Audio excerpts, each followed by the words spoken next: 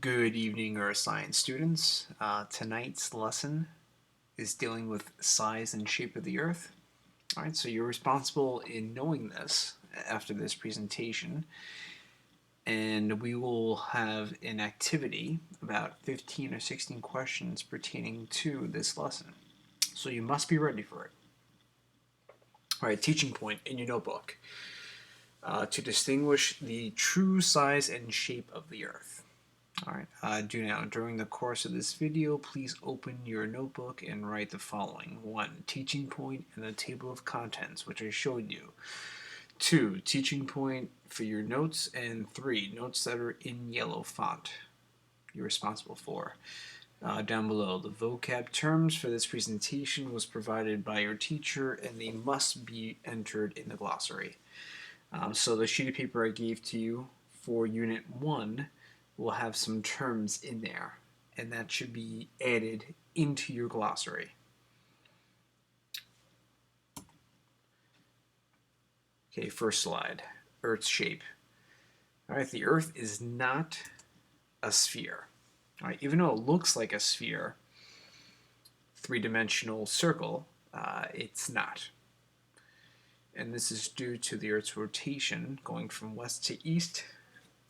The shape is slightly altered into what we call an oblate spheroid. And that's a term that will come up on the regions. What is the true shape of the Earth? And the true shape of the Earth is not a sphere or a perfect circle. It's actually, the correct answer would be called an oblate spheroid. And if you notice the rotation, here goes from west to east, right? So we have the Earth's rotation. We have the imaginary axis that goes through the Earth, and it rotates. And because of this, we have a flattening of the poles, and the equator bulges out. Alright, so flatten and bulging. The north and south poles are slightly flattened. As a result, the equator slightly bulges outward. Alright, so if you're going to compare left and right, this here looks like a perfect circle or a perfect sphere, and this is exaggerated, right? It's not really correct, but it's done like this so you can see it. And if you notice at the poles, north and south pole, it is flattened. As a result, at the equator, it will bulge out on both sides due to the Earth's rotation. All right. In addition, the diameters, as evidence, the polar diameter is about 12,714 km, kilometers, and the equatorial diameter is 12,756 kilometers. All right, so you have the polar and the equatorial. And sometimes this can be measured using circumferences, right? Diameters from one point to the other, and circumference kind of comes back to the beginning point. All right, so the polar diameter is less, and the polar circumference would be less, and the polar radius would be less. So the regions can use those terms: radius, diameter, circumference.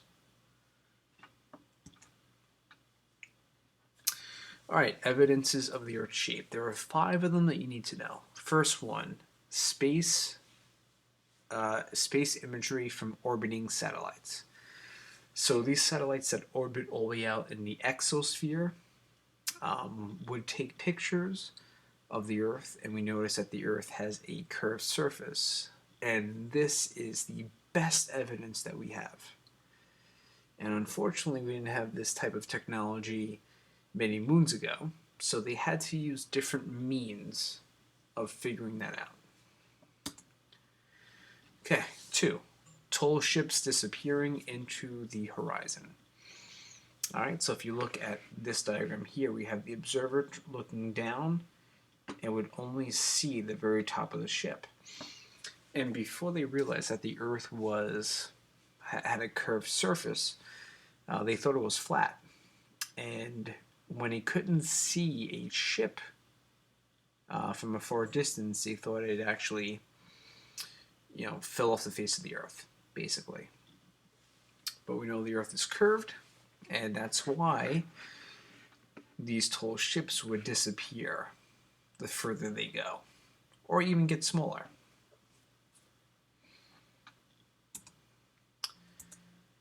Okay, 3. Curved shadow of the Earth during a lunar eclipse.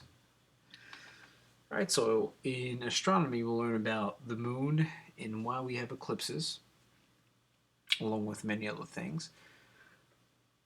But this would show the curved surface onto the moon, right? It's the Earth's shadow, and if the Earth has a curved surface, that curved surface shadow will be shown on the moon, right? As the progression of the eclipse is going from left to right, you can see portions of the Earth, the curved surface for each of these as it passes.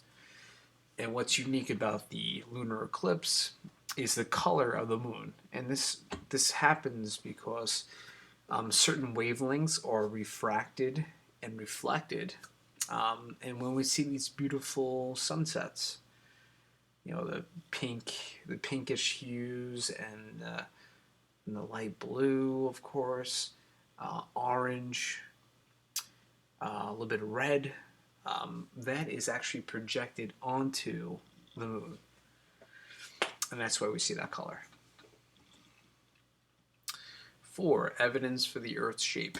All right, so we have 4. When traveling north or south in the northern hemisphere only, Polaris, which is our North Star, appears to increase or decrease in elevation. All right, we'll learn more about Polaris, but right now you just need to understand that that is a means of evidence for the Earth's shape. So if we plant ourselves at the North Pole here at 90 degrees, if we were to take a trip there, Polaris is located just above the North Pole. So an observer would have to look above their heads, and that would produce a perpendicular angle of 90. And the further you go south toward the equator, a person would have to look only in their line of vision to see Polaris. And again, this is a piece of evidence for that. All right, last piece of evidence for the Earth's shape. 5. There is a greater force of gravity at the poles than at the equator. And again, this is due from the Earth's rotation and the flattening of the poles and the bulging out at the equator.